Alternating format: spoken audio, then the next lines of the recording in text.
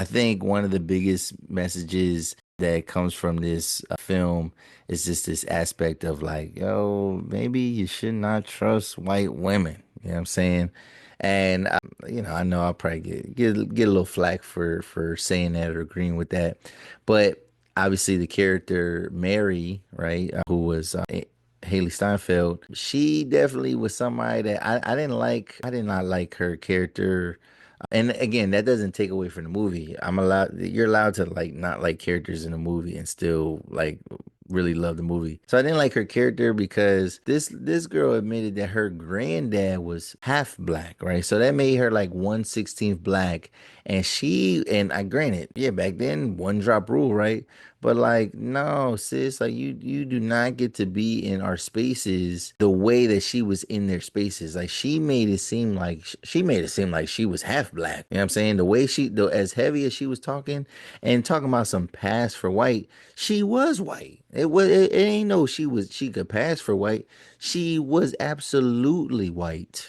Like there's a difference. There's a difference. Passing for white is you know what I'm saying? You might be like 25% black, but then you got like little nap to your hair or something like that. You got some certain little features. She looked white. She looked white. She was clearly white, but they try to make it seem like she was like they made it seem like she was this ultra super light skinned girl, right?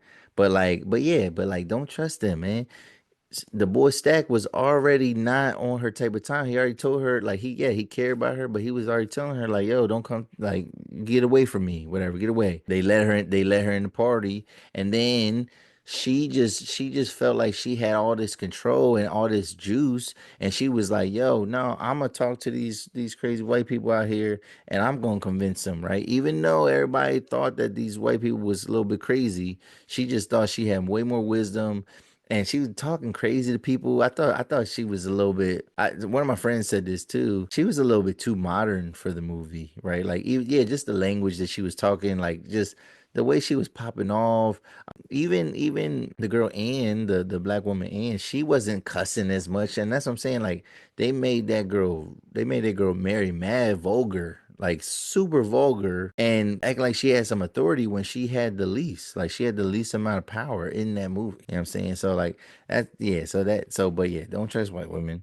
But another message would be to you gotta trust the black women that are in your life, right?